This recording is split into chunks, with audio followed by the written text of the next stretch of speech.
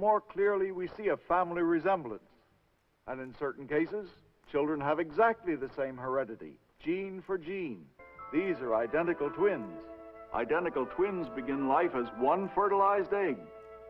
This egg divides at first in the normal way, but early in its growth, the embryo splits into two. And of course, in every cell of both embryos are the same chromosomes and the same genes. That's why such twins are always the same sex and so astonishingly alike. Getting back to the average case, though, a lot of genes come shuffling down through my family until they come together. And bingo, that's me. But I don't see...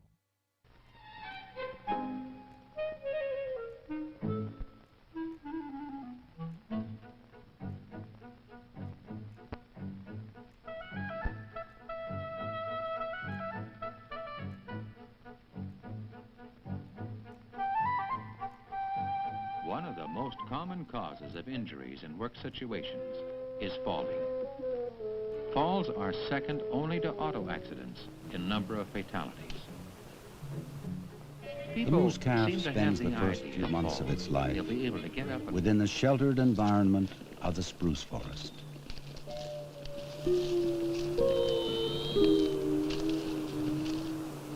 The moose cow will ferociously defend her young against any threat. Wolves and grizzlies, however, still manage to take their toll. Between the time of birth and early winter, the calf will gain nearly 400 pounds.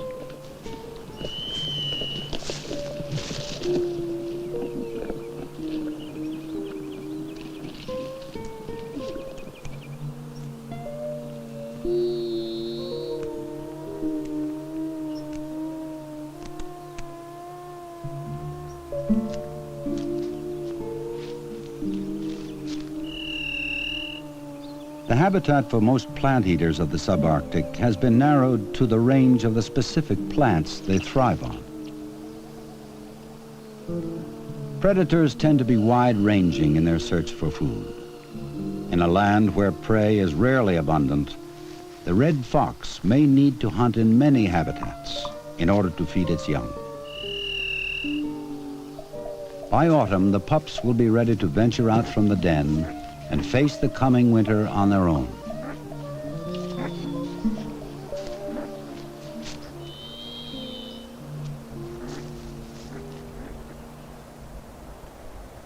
After a month of almost continuous daylight, the summer's green has spread from the river lowlands to the high alpine tundra.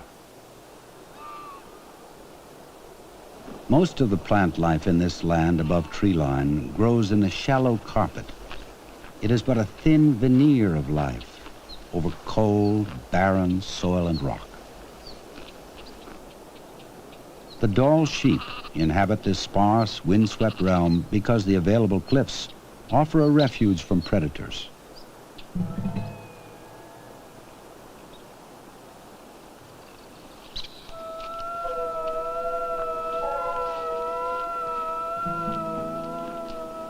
The ewes and their young remain separate from the rams during the summer in nursery groups.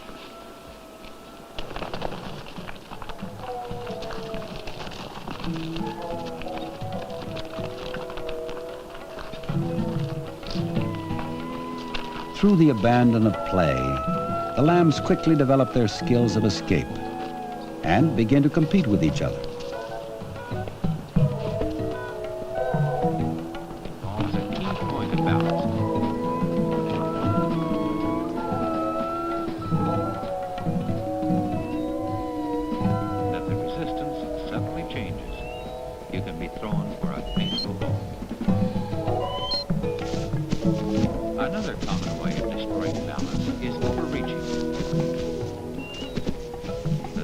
The grizzly spends much of its summer in the alpine tundra feeding on grasses, herbs, and an occasional ground squirrel. The moose and caribou calves that the grizzly pursued in early summer can easily outrun it now. And their stability is often tested beyond the limits. Slipping, tripping, or losing balance in combination with other hazardous factors can be doubly disastrous.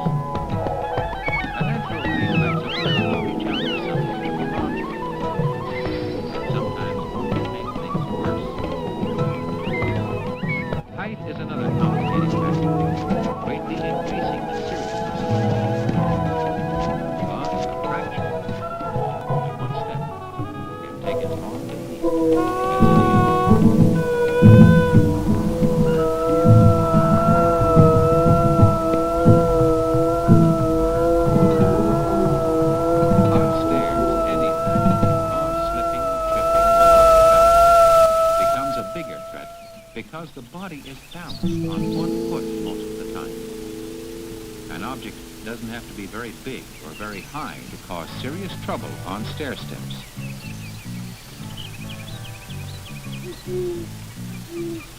When a standard platform or service ladder is bypassed to reach an unusual vantage point, The business of life continues into the ebbing summer night, while food and warmth are still plentiful. can slip.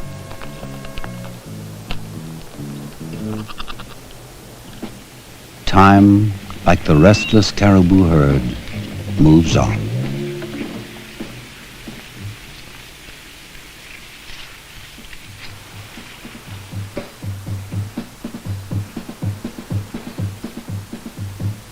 Despite its vast size and seeming lushness, this land cannot support the teeming animal populations that areas like East Africa are so well known for. Look logical often wind up in Concentrations of animals like the caribou must move over large expanses of tundra to find adequate food. for several weeks. The compelling drive behind the caribou's yearly migration, however, Attached to a suspension involves line more fastened than to the a search safe for support. food. Even though near a sheer drop in space, Changing from season to season, year to year, than a man the herd's freed from movements 4 are feet off the influenced floor. by a myriad of forces. A person moving backwards who catches his No heel longer at able the to edge of a keep up with platform the herd's rigorous can be thrown over so fast his head hits first. Ladders combine height and balance. They can produce heart-stopping scares when they move just slightly, and bone-fracturing falls when they move enough. The 4-to-1 angle is always the safe position for setting up a ladder.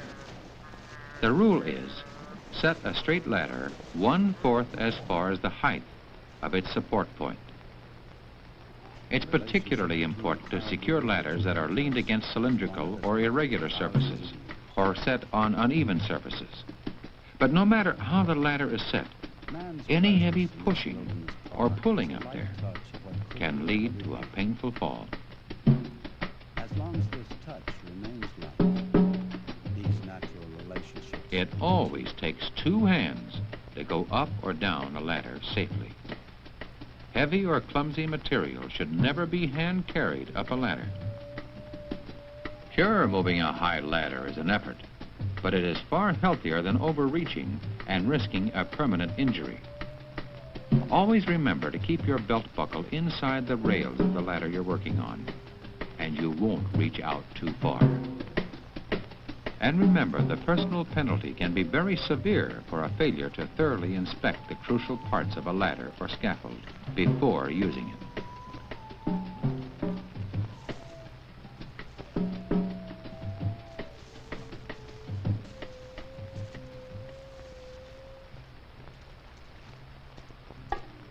The best trick of all is not to fall. To some extent, it always hurts to fall. It may be only your dignity, or it may be your head, your back, and your paycheck that get hurt. Stay alert to this hazard. Remember how falls happen. Try to make sure that no one falls because of what you do. No one, including yourself.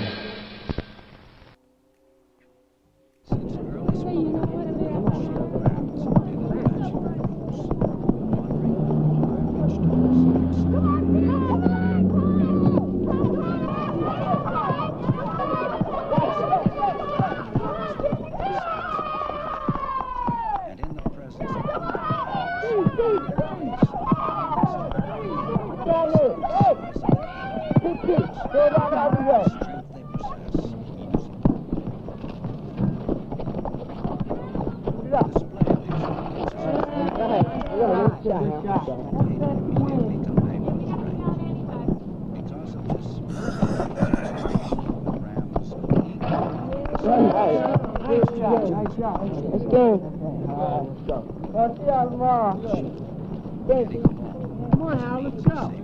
No, I'm going to stay here. Okay, I'll see you later. Yeah, right. The pika spends its summer in the boulder fields of the sheep's habitat, collecting grasses and flowers into hay piles within the rocks. This is a full-time project and will provide the pika with a steady food supply beneath the winter snow. The marmot has just begun to collect grasses, but these will be used to line its den for hibernation. Though the landscape is still green, the marmot knows that winter is come.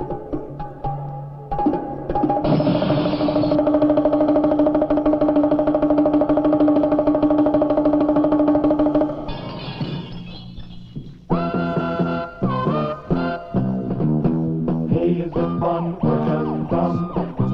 Yes, either it's fun or just dumb. You know there are kids in school, some of them break the rules. Hey, is it fun or just dumb? Maybe what they're doing's funny. Maybe it may look that way. But baby, if it's costing money, I wonder what it'll cost. Who's gonna pay? Hey, is it fun or just dumb? Yes, either it's fun or just dumb. Either it's fun The more dominant or just dumb. the more likely it is to be. But the antlers of moose Vandalism is one of our country's biggest problems today.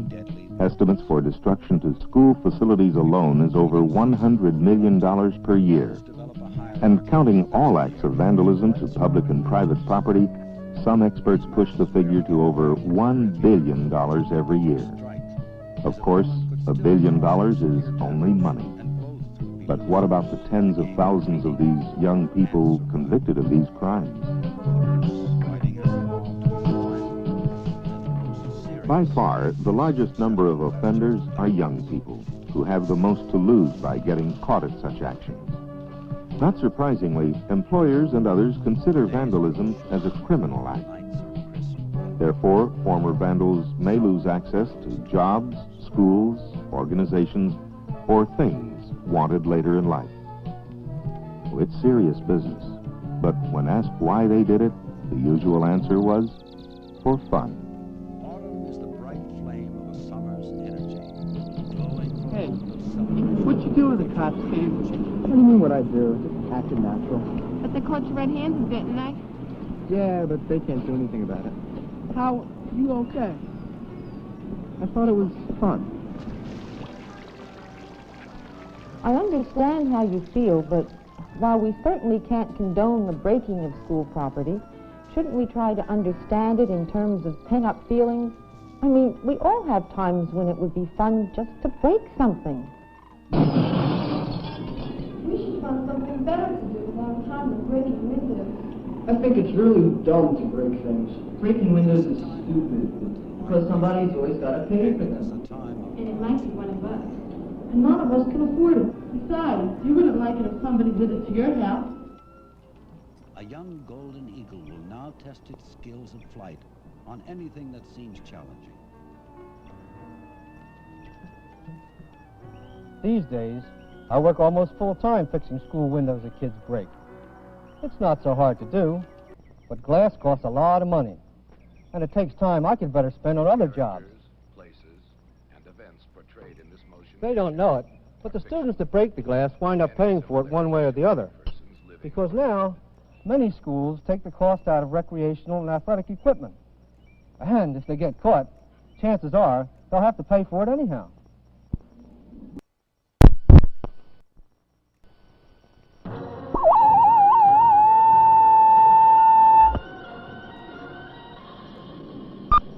A day can seem to have no beginning and no... Because so many Americans think getting drunk is fun, we thought you might like to join us in the National Drinking Game. I'm Rico. Oh, Nacho. He's Peppy. See? You can find us at the concession stand in the lobby.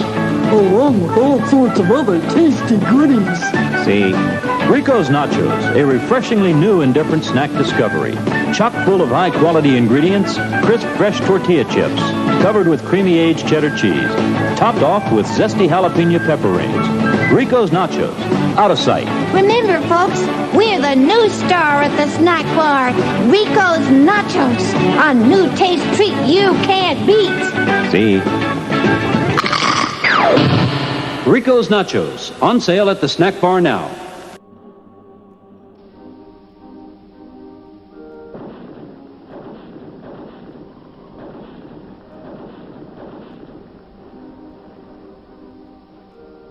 It is not necessary to be a military man to understand how long a day can be. A shot fired at Bien Ho, Da Nang, Quang Tri, Haiphong, or near Hanoi can strike home in any city, town, or hamlet of 50 sovereign states. 8,000 miles away can still be very close to home. And because it could come closer still, we share the conflict and the strength.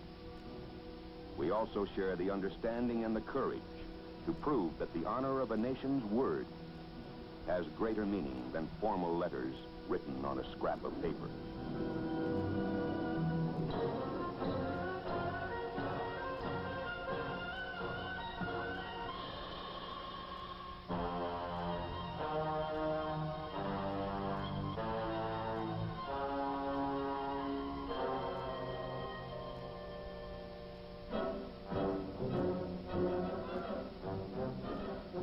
A man with a weapon is, if he is a reasonable man, a man with a purpose. The range of his understanding of his purpose reaches far beyond his line of sight. He knows the big picture. He understands that attempts to intimidate by force must be resisted by force before intimidation becomes a way of international life. And this he also knows. He and the thousands like him, fighting and sweating on the ground, are the spearheads of our Department of Defense total effort, an effort concentrated to help the men on the ground to achieve their purpose and their mission. Above field and jungle, close air support. Help clear the way for the man on the ground.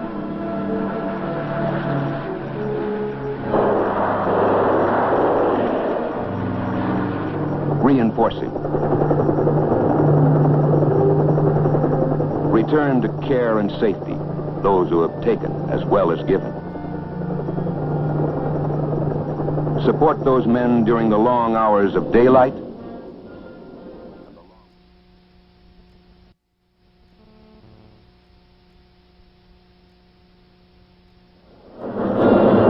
Support them with B-52s against concentrations of troops and supplies. Give the enemy no chance to rest.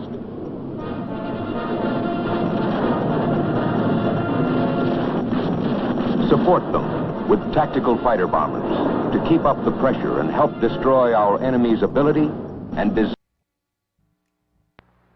In any disaster, your lives...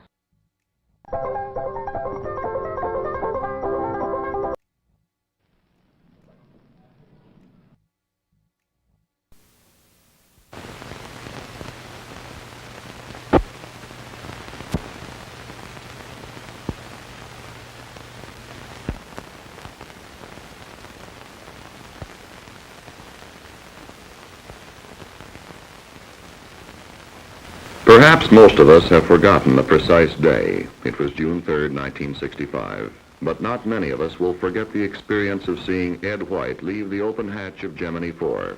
He said simply, "All right, I'm out." EVA, which began so successfully with this 20-minute walk in space, was not so easy in later flights. We scheduled 5 more EVAs, lengthened the time, and added space work to the flight plan. But we gave the astronaut too high a workload to perform, and the problem was compounded by the pilot's difficulty in positioning himself during work periods. Now we were coming up on the last flight and the last EVA, with questions about EVA still unresolved. And Gemini 12 would launch in 60 days.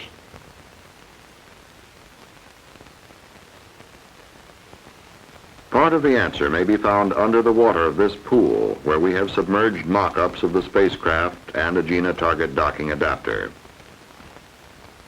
We had done research in underwater simulation of space conditions for some months.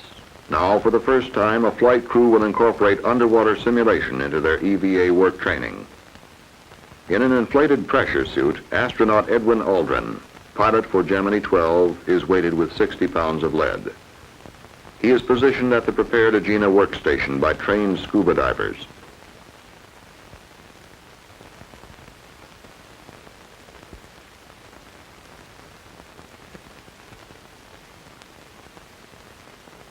Underwater simulation creates a condition of neutral buoyancy.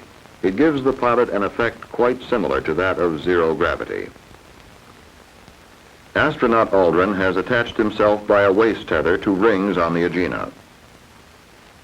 From past EVA experiences, we learned that astronauts spent far too much energy trying to stay in position while working. Waist tethers are one of the restraints that we are investigating for Gemini 12. The jobs now performed underwater by pilot Aldrin are those which will be done on Gemini 12. Attaching handholds, using a torque wrench to tighten bolts, making electrical connections, cleanup of his work area. In short, the type of jobs we know are basic to space station work. As he will during flight, pilot Aldrin has moved by handrails from the Agena workstation to the adapter area. He is now ending a rest period. We have carefully planned the rest periods of this EVA in relation to the workload. Leaning backward, pilot Aldrin tests another type of restraint used in the adapter area, special foot restraints. These are also called Dutch shoes by some people for obvious reasons. The chief advantage of underwater simulation is that it gives a training EVA pilot continuity of tasks. As such, it is a valuable addition to zero-G simulations in aircraft, where the zero-G condition is attained in the parabola of flight for only 30 seconds. Pilot Aldrin and his backup crewman, Pilot Cernan, are able to simulate the entire EVA exercise of Gemini 12 without a break, step by step from the beginning, as it is written in the flight plan. They run 2-hour simulations underwater several times and finish training almost on the eve of launch.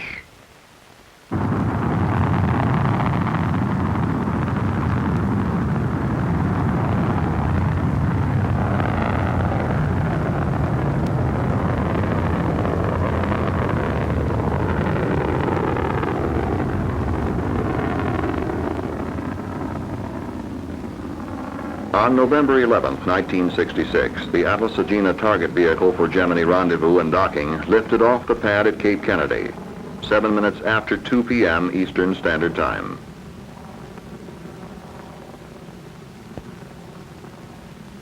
Gemini 12 was now slightly more than an hour and a half from launch.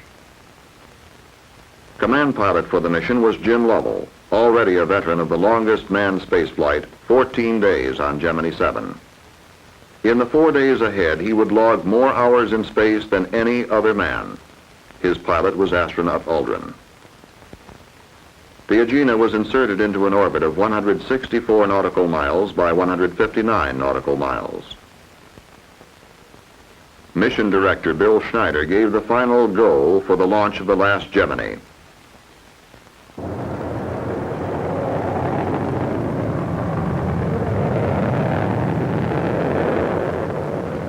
Liftoff came at 3:46 Eastern Standard Time. The launch vehicle propelled the spacecraft as smoothly as it had in 11 previous flights, and Gemini 12 was headed for an orbit of 146 by 87 nautical miles.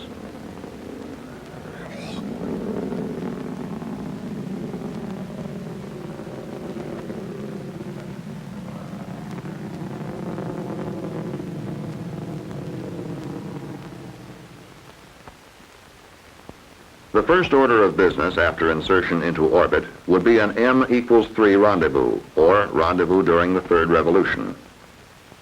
Maneuvers proceeded according to plan. A radar lock-on with the Agena was reported at 235 nautical miles. And the crew sighted the target using a sextant telescope at 85 nautical miles. But as the distance decreased to 64 miles, the crew reported erratic radar response. Roger, Warner. I wish we had lock-on fellow on the Agena. He's still having negative luck with all that, huh? Roger, we'll proceed as with the radar failure. The crew immediately went to a backup rendezvous mode, onboard computations.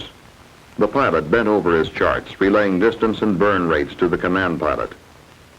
Burn at 2 plus 05 plus 48. I should put it in here. This method had been used successfully as early as the Gemini 9 flight and presented no problem. 12 Houston, 1 minute to LOS. You can go encoder on. Roger. Have fun.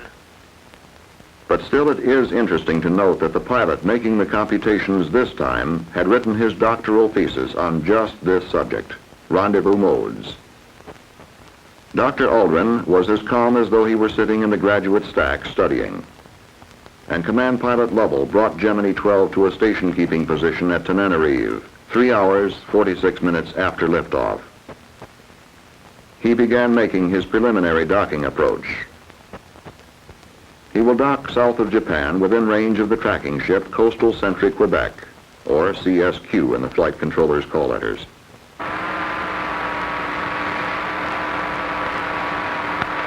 Is he docked, CSQ? That's negative flight. Okay. You satisfied with the Agena? Both vehicles are go. Okay. Let him know that. Okay. Agility 12, CSQ. Roger, CSQ. We're giving you a go for docking. Roger, thank you. CSQ. We're gonna dock. Roger. As docking practice continued in the third revolution, Pete Conrad, the Capcom on duty, broached a problem to the crew. It concerned the Agena Primary Propulsion System, the PPS. The problem appears to be one that indicates a possible turbine pump problem. And we're going to give you a go a little bit later on as to whether you can make the PPS burn or not. There had been a momentary drop in the pressure in the thrust chamber of the PPS during insertion. It then returned to normal. But that 1 second drop in pressure was enough to bring the Gemini specialists onto the floor of mission control. The pressure drop could cancel plans for the PPS burn today, which would inject the docked vehicles into a higher orbit of 400 nautical miles. The decision came in the fourth revolution and was relayed through the Hawaii tracking station. 12 Hawaii, you're no go at the present time on the PPS burn. The big burn, such as we saw on Gemini 10 and Gemini 11, was out for this mission. But the crew was given no chance to settle back for a couple hours free ride, or crack open a good novel, even if they had one aboard. Mission Control came up with a substitute plan. It was this. Tomorrow, Gemini 12 would take photos of the solar eclipse over South America. For eclipse phasing, Command Pilot Lovell would make 2 Agena burns, but with a smaller secondary propulsion system. And one more change. The crew would go to sleep an hour early, but they would wake up 2 hours early. Hawaii bid them good night on the 5th pass, and summed up things to this point pretty well. Been kind of a busy day, thanks much. That about does it, and flight says to tell you good night. 2 major events faced the crew on the second day after they were awakened by the Canary station. Gemini 12, Canary. Adventures in which you'll live in a million could-be years on 1,000 maybe worlds. The National Broadcasting Company presents X minus 1.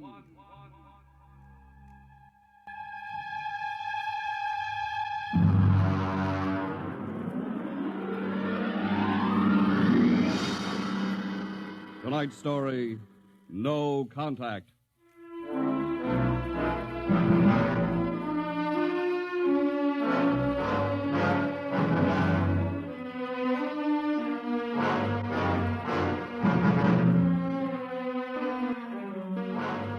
It was in the year of 1982 that spacemen first discovered the Great Galactic Barrier. In the past 10 years, rocket travel to the moon and the nearer planets had become commonplace.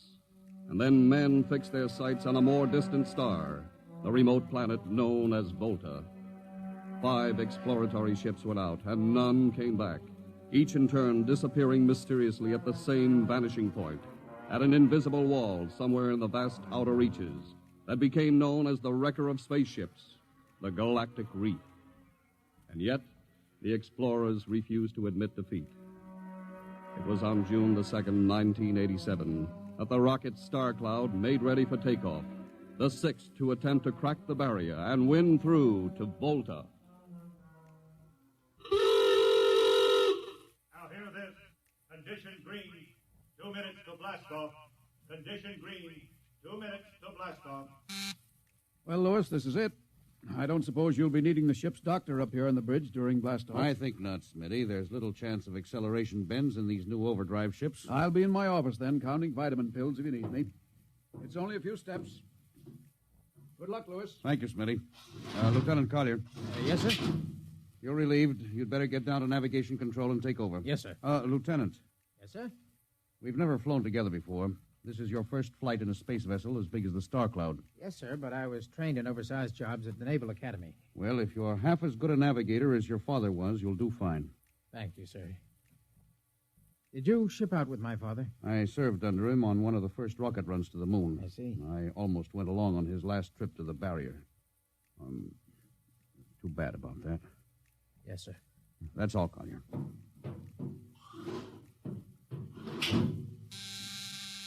Lieutenant Paulson. Get me the ground control tower on the field. I want to talk to Colonel Harrison. Yes, sir. Go ahead, sir. I patched in the bridge speaker. Colonel Harrison? Yes, Captain? We're standing by for takeoff in 30 seconds. Good. The field is cleared of all personnel. We'll try to reestablish radio contact immediately after takeoff. In any event, there'll be a 24-hour ground monitor. Fine. Good luck. Hope you make it. Thank you. Bridge to navigation control. Nav control, Collier. Ready, Lieutenant? We're ready, Captain. The course is in the integrator for takeoff at 1200 hours. All right. Stand by for blastoff. Bridge to engine room. Fire up your rocket chambers. Take off at exactly 1200 hours. I'll read you off. 20 seconds. 19, 18, 17, 16. Hold it. Revoke all orders. Who turned in that alarm? Paulson, sir. We've uncovered a stowaway. Stowaway? Where? Hiding in sickbay. Dr. Smithson found him. Have him brought up to the bridge. Engine room, kill your rockets and stand by. Thorson, this is Colonel Harrison in ground control. What's holding you up? Trouble. What's the matter with you? What's the matter with you? There's a stowaway aboard. Stowaway? Yes, I thought your men were supposed to police this base. What's the matter with you? Captain, take it easy. You know what this delay can do to us, don't you? 1 minute later, takeoff can throw us a million miles off course. We'll have to reintegrate the whole works. Well, look, how long do you think it'll take Don't bother for me for a while. I'm busy. Stupid idiot. Captain Paulson? Yes, come in, Smitty. Here's your stowaway. I'll court-martial the... Oh, Charlie. Can you use a good radio man, Skipper? Well, I see you two have met. Met. Skipper and me made 50 trips to the moon together. Didn't we, Skipper? Charlie, if you wanted to come along, why didn't you volunteer? I did, Skipper. They turned me down. Well, what's wrong with you? Acceleration bends. They said my arteries wouldn't stand another trip. Oh, I'm sorry to hear that. But they're wrong, Skipper. I got one more good trip in me. Listen, Skipper, you know that these green kids, they don't know the first thing about space radio operation. Now, you put a man like me on, and I'll be getting you bedtime stories from Mars. Charlie, you know the regulations as well as I do. I can't take you much as I'd like to. Colonel Harrison will murder me for this. Well, I'm sorry, Charlie. I'll have you put aground. I'll tell you what, I'll ask Harrison to put you on as ground radio contact, and it'll seem as if you're right here with us. He won't do it, sir. Well, he'd better. I'll have him busted to corporal for letting you sneak aboard. Look, Charlie, you better be off. Paulson. Yes, sir. I'm sending this man aground. Give him time to clear the launching platform. Yes, sir. So long, Charlie. I'm sorry. Good luck, Skipper. I thought you were going to have him drawn and quartered. If it had been anyone else, I would have, Smitty. But Charlie, well, he's kind of special. He's been with me since my first command when we began the regular run to the moon. And if he wanted to come along this time, well, it's only through loyalty to me. You know, Lewis, I didn't realize it before, but you're almost human. Captain Dawson, nav control, Collier. Oh, yes, Lieutenant. How badly are we fouled up? Can you recalculate the course, or shall I cancel the takeoff? I've already plotted a new course on the integrator, sir. If we take off in exactly 30 seconds, we'll need to correct for only a 1-degree deflection. I I can do that before we breach the stratosphere. That's quick work. Are you sure? Yes, sir. Positive, sir. All right, Collier. I'm putting it in your hands. We'll blast off on your signal. Bridge to engine room. Prepare to blast off on navigator's signal.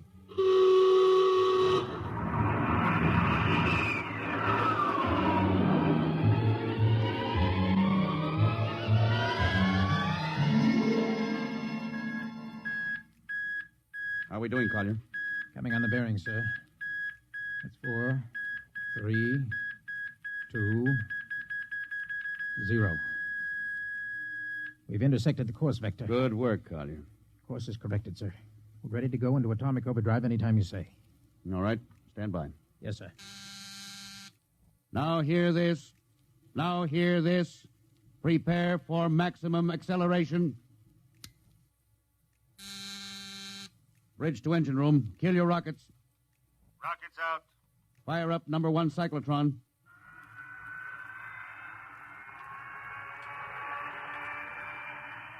Number 1 ready.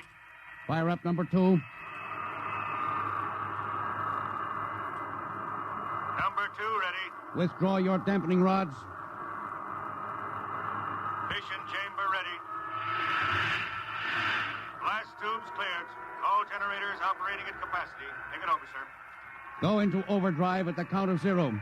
3 seconds, Mr. Collier. 3, 2, 2, 1, 1, 0. 0.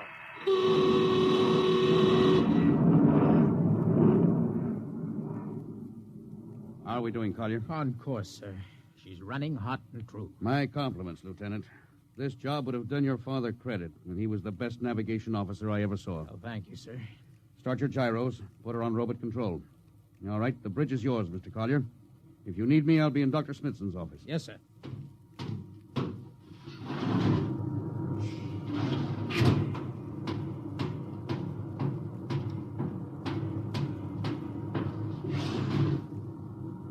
Well, Lewis, I see you got us off the ground. You can thank young Collier for that. Chip off the old block. You knew his father? As a matter of fact, I knew him very well. First-rate spaceman. Oh, is he the one yes, who... Yes, he was lost in the galactic barrier on the second ship we sent out to Volta. Lewis, just what do you think this galactic barrier is? Oh, your guess is as good as mine, Doc. All I know is that 5 ships have gone into it, and none of them have come back out. You think it's a nit? How about Mestrovic's theory that it's a time warp in space? That the ships reach it and slip into another dimension? I think that's a lot of rubbish. My theory is that the galactic barrier is nothing more than a radioactive layer of some kind. Why do you say that? Well, we know that radar signals bounce off it like they were hitting an invisible glass wall. And we know that it destroys our ships and crews in some way. There's no other logical explanation. What makes you think we can get through it, Lewis? Because we're ready for it. The others weren't. The entire hull of this ship is completely shielded with lead. We can crack through any radioactive cloud ever detected. Besides, we're equipped with some new UHF radio devices that should enable us to maintain radio contact with Earth. Nothing can happen. Absolutely nothing. Now, who are you trying to convince? Myself, I suppose. Lewis, you've had your share of glory. First skipper to reach the moon back in 1962. You could have retired. Why are you risking this trip? 5 ships are missing. Men like Prentice, Margetson, young Collier's father. I'm tired of seeing good men fed into that meat chopper. Then why are we going to Volta? We haven't any choice, Smitty. We're in a race, the kind of race where men and ships are expendable. According to the Interspace Code, the first nation to reach Volta can claim it. Well, personally, I want no part of it. Now, Doc. I'll have to play physician, morale builder, and mother substitute for 112 slightly nervous men. Well, your morale doesn't sound too good, Doc. As morale officer, I can state without fear of contradiction, it is terrible. And something tells me as we approach that galactic barrier, I'm not going to be alone.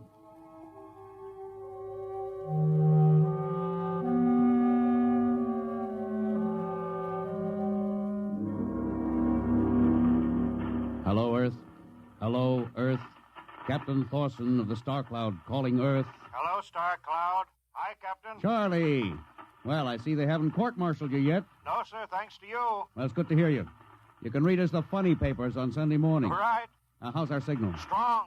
Clear as a bell. Now, here's our log report for Colonel Harrison. You ready? Shoot. June 2nd, 1987. 4 weeks out from Earth. Running true. No radiation. Operation normal. Still making our approach to the galactic barrier. That's all, Charlie. See you later. Good luck, Captain. I sure wish I was with you.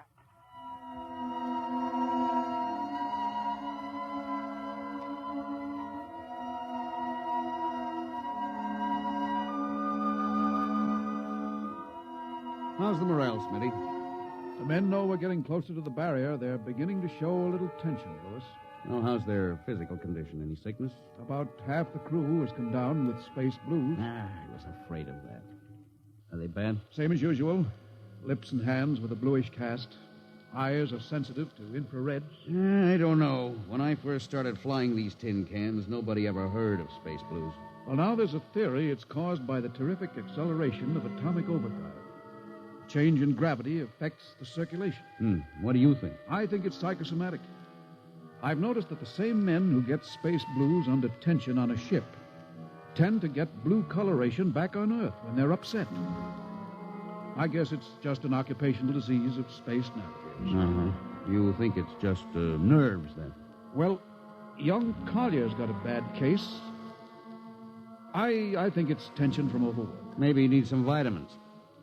Lewis, when will you realize that vitamins are not a panacea for all the troubles of mankind?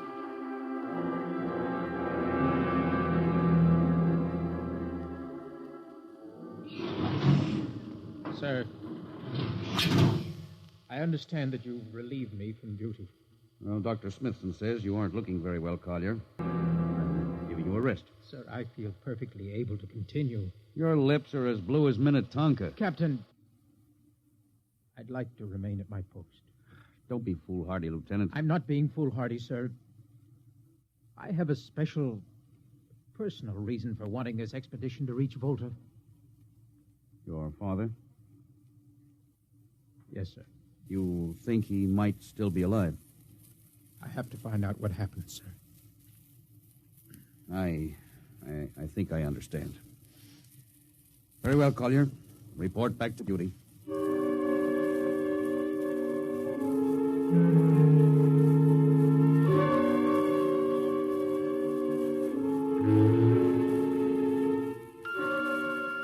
What's the reading, Paulson? We're getting a +5 radar bounce now. Coming off the barrier almost as fast as we sent it out. What's the interval? 2 seconds. Shortening steadily. At this rate, we'll hit the wall in the next few minutes. All right. Alert the crew. Sound general quarters. Now hear this. Condition red. We are now approaching the galactic barrier. All hands to stations. All radiation detectors to be fully manned. Full security will prevail until further notice. That is all. Paulson. Yes, sir? The radar bounce is up to +6. We'd better try to make final contact with Earth.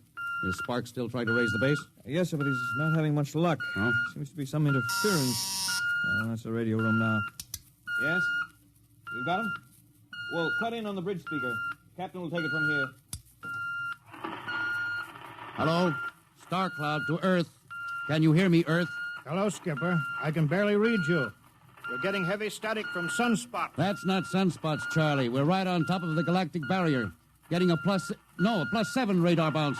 Expect to hit the barrier almost any second now. Good luck, Skipper. If we crack the barrier and come through still in one piece, I'll try to get back to you on the high-frequency band. Got you, Skipper. Don't worry. I'll be waiting. So long, Charlie. So long, Star Cloud. Must be getting awfully close now, Captain. Echo's bouncing back so fast it's almost beating the signal. When they go inside, hold on to your hat. That's when we run into the wall. Any second. Hold on. Oh, here goes nothing. Here it comes.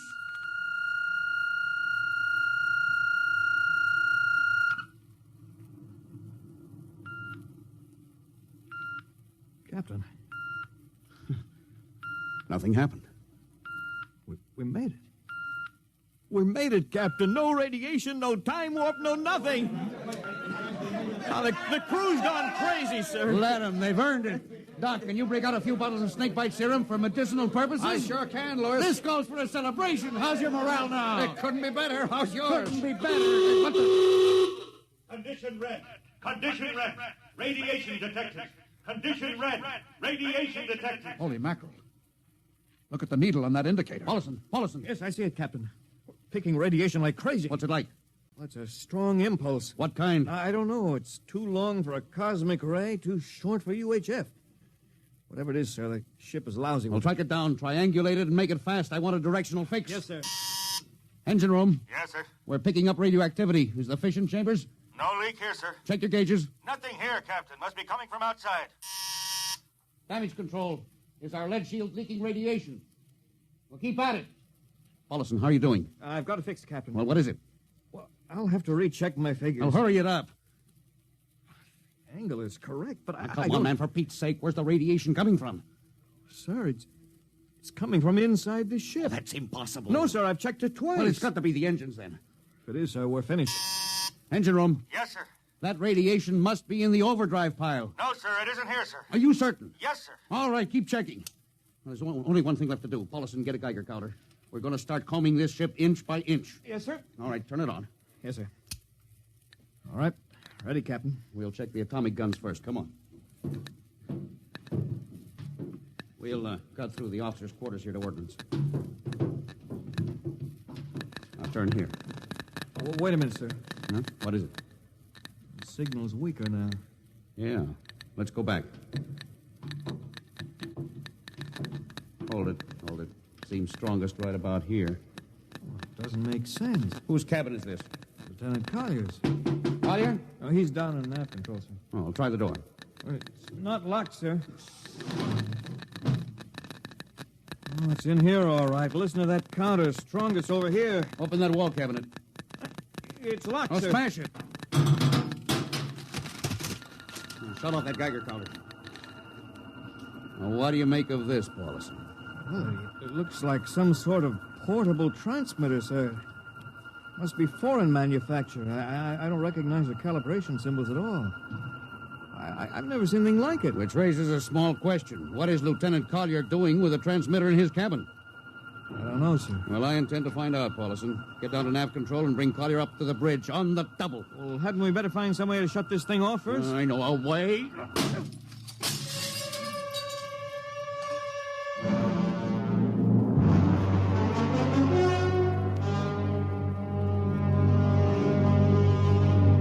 Lieutenant Collier, I'm going to ask a few simple questions, and I want a few simple answers. Yes, sir.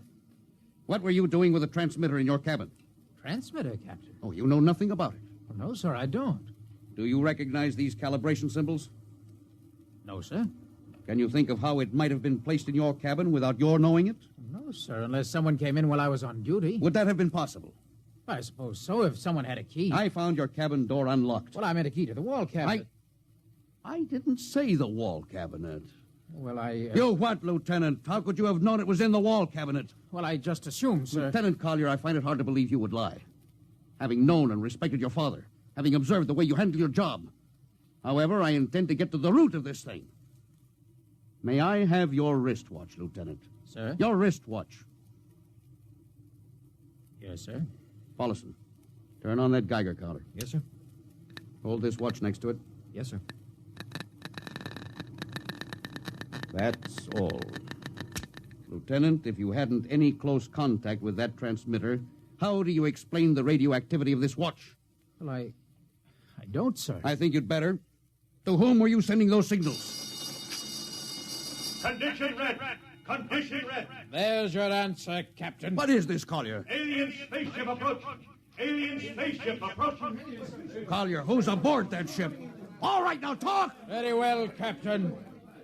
My mission seems completed. Your mission? Are you admitting that you're an agent of a foreign power? I am stating it. What nation? No nation, Captain. What? I am an agent of the Voltan government. Oh, what? The government of the planet of Voltan. You're crazy. Are you so stupid, Captain? Did you think your people are the only ones who can invade another planet? What do you mean? We've had agents operating on Earth since 1945. I don't believe you. What do you think happened to those 5 ships, Captain? Where do you suppose we got our information? Your language, your culture, family background. Your appearance, you look like... Like Commander Collier? Well, is that so surprising, Captain? You see, Captain, we had a living model. I ought to kill you. That would be very foolish, Captain. I would advise you to surrender without delay. Alien ship now coming into ordnance range. I'll deal with you later, Collier. Paulson? Yes, sir. Put this man in irons. Take him away. Don't worry, sir. We'll take good care of him. Carpenter, Robinson. Gunnery. Gunnery Richardson. What's the range? 10,000 meters. They're closing fast. Put your guns on radar tracking. Tracking. Coming on the bearing. Fire! Fire, Richardson! Richardson, did you hear me? Fire! What's the matter down there? Did you hear me? Richardson, answer me. It's no use to shout, Captain. Collier, how did you get loose? Where's Paulison? Lieutenant Paulison is dead. All stations! Lieutenant Collier has escaped. Seize him, men! Don't waste your breath. Your men can't hear you, Captain. What? Those still alive are my men. You're lying. No, Captain. Every ship that has ever left Earth was controlled by a Voltan crew. That's impossible. Those were hand-picked men. Hand-picked by us. I don't believe you. No? Then why not call for help? Carpenter, Robinson, Haley, report. You see, Captain? Carpenter, Robinson, Haley. It's quite useless, Captain. I would advise you to sit very quietly and do nothing. Very well, Collier. You've beaten us. What now? The ship will be taken to Volta for, shall we say, further experimentation. I see. Of course, there's one thing you hadn't counted on. Just what is that, Captain?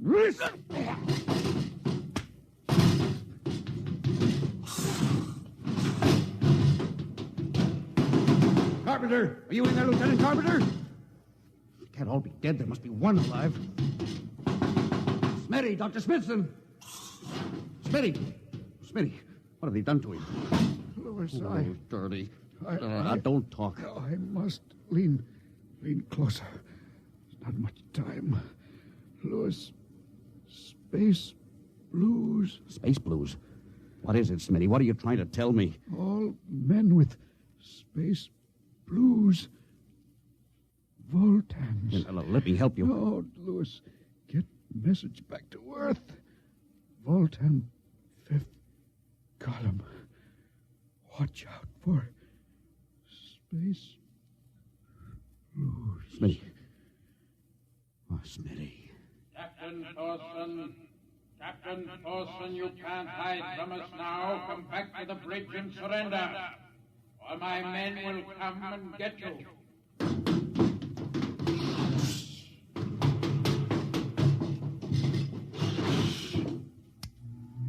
Hello. Hello. Star Cloud calling Earth. Oh, please, God, let me get through before it's too late. Hello. Star Cloud to Earth. Come in, please. Come in, please.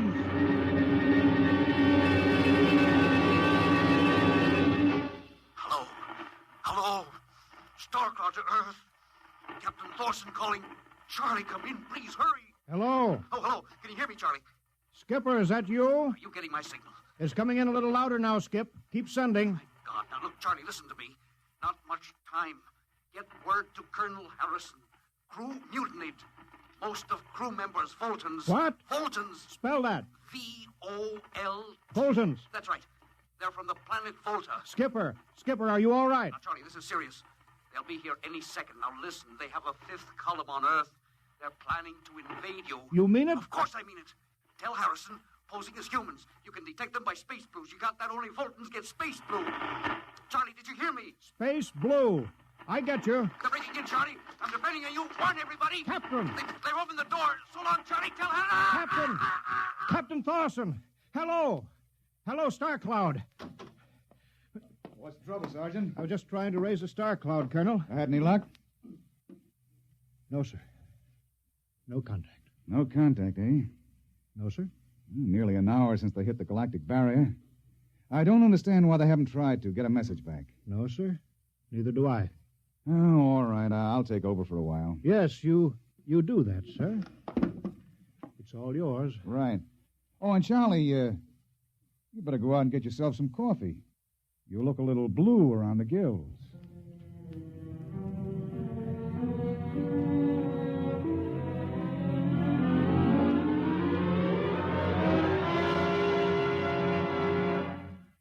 Tonight, X-1 has brought you No Contact, written by George Lefferts from an original story of Lefferts and Ernest Kinoy. Featured in the cast were Louis Van Ruten as Captain, Donald Buca as Collier, Wendell Holmes as Charlie, and Bill Griffiths, Bill Smith, Matt Crowley, and Ken Williams. Your announcer, Don Pardo. X-1 was directed by Fred Way and is a transcribed NBC Radio Network production. And now, next week. When you want to take over a world, you naturally look for its weak point, some way to catch its people off guard. We live in a world where everybody loves a parade, a world of press agents and publicity stunts. But who would ever dream that invaders from outer space would take advantage of that weakness and actually hire a press agent to advertise their coming? Who would believe it was anything but just another publicity gag? At least, not until the terrible moment when it was already too late.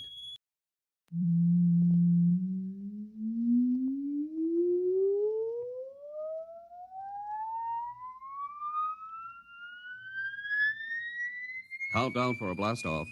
X-5, -4, -3, -2, X-1. Fire.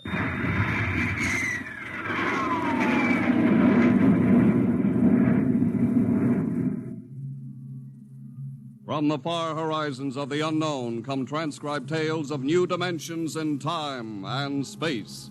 These are stories of the future, adventures in which you'll live in 1,000,000 could-be years, on 1,000 maybe worlds. The National Broadcasting Company presents X-1.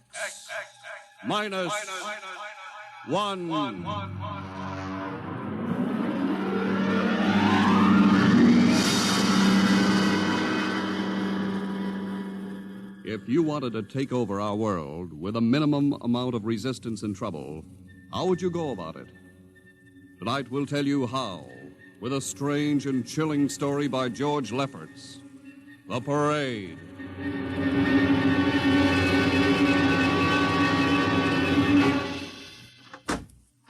You are Mr. Sid Ryan. The same. My name is Luchar. I am a Martian. Pleased to meet you, Mr. What was that again? A Martian. As in Orson Welles? Precisely.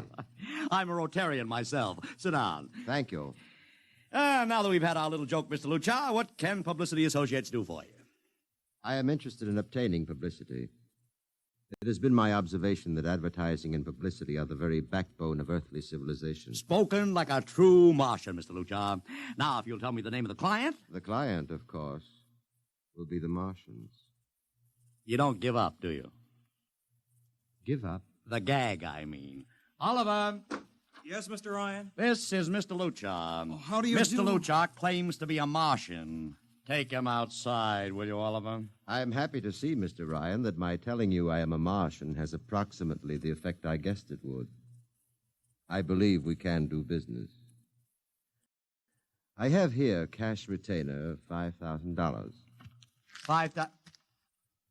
Oliver, take a look at that wad of lettuce. It's the real stuff, Mr. Ryan. And my client is prepared to spend many times that amount. Sit down, Mr. Luchar. Oliver, get the client a cigar, the 50-cent box. Yes, sir. Thank you. Well, now, what can I do for you, sir? I wish you to manage a publicity campaign. A very large and important campaign. Is the product established, or is it something brand new? Something quite new. Now, what would you judge the most effective type of campaign? Well, if the client has a lot of dough to throw around, a suspense campaign is best. First, you place ads in the paper saying, "Watch this space." Then about a week later, you run an ad saying XYZ or PDQ, and you get people guessing what it means. Then finally, when you've teased them enough, you bust loose and unveil the product. Excellent. We will conduct a suspense campaign. Of course, in this kind of campaign, secrecy is very important. Once the name of the product leaks out, it spreads like wildfire, and the whole campaign is kerfloppo. Quite so, quite so. The utmost secrecy. You realize, of course, these things cost like crazy. Would, say, $1 million cover expense? Come again? I said, would $1 million cover it? Why, yes, I am at... You did say $1 million. I understood that you have handled some very large accounts. Of course, if this is too big... No, not at all, not at all. As a matter of fact, I seldom touch anything less. Right, Oliver? Huh?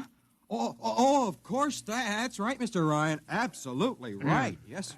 You will begin, then, by saturating the newspapers, the radio, the streetcars with a very simple statement. What's that?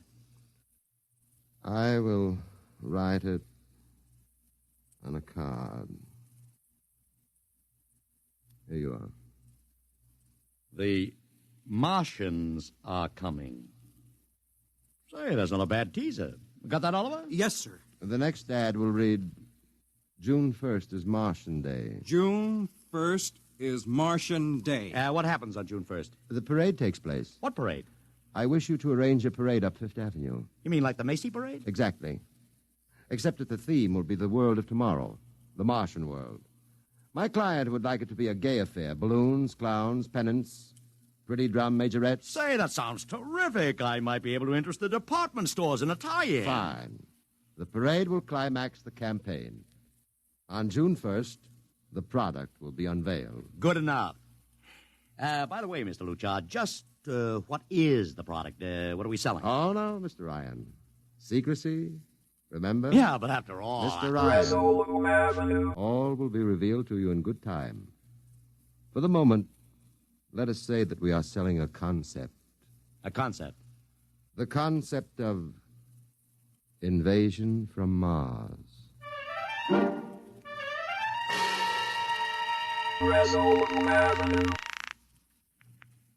Sorrel Talent Agency. Sammy Sorrell, please. This is Sammy. This is Sid Ryan over at Publicity Associates. Listen, Sammy, how you fixed for midgets? I got midgets. Fine, I need 40 midgets for a parade. 40. June 1st.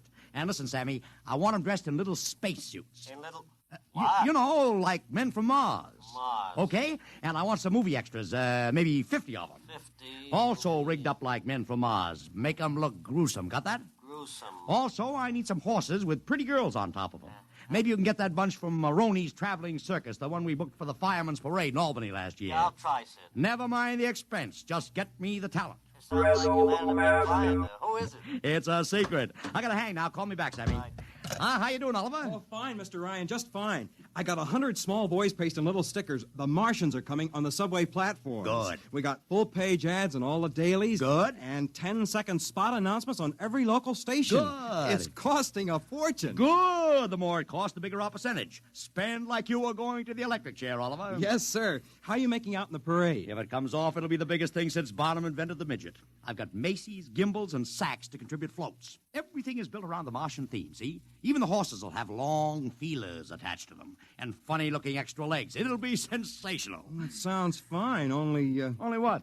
Mr. Ryan, we don't even know what we're selling. Oliver, my boy, do you think old Sid Ryan has been sitting here spending all this moolah and not putting two and two together? You mean you know who Luchar represents? Just by accident, understand? I have learned that Century Pictures is making a big new epic. One of those expensive pictures they make in secret and then spring on the public because they don't want the other studios to get the jump on them. What's the picture? A space opera titled Invasion from Mars. Get it? Oh, I begin to see. Also, by mere coincidence, it's supposed to have its premiere sometime around June 1st. You follow me? Yes, but Mr. Ryan, Century has an exclusive contract with New Features Syndicate for all their publicity. Suppose Century Pictures doesn't like the way New Features is handling their stuff. They want to get out of the contract, but New Features says no, so they have to get around the contract. A man named Luchar, client unknown, starts publicizing the Martian invasion. Need I go further? Oh, I don't know, Mr. Ryan. Sounds pretty far-fetched to me, but I don't know. That's what I like about you, Oliver. You're so innocent.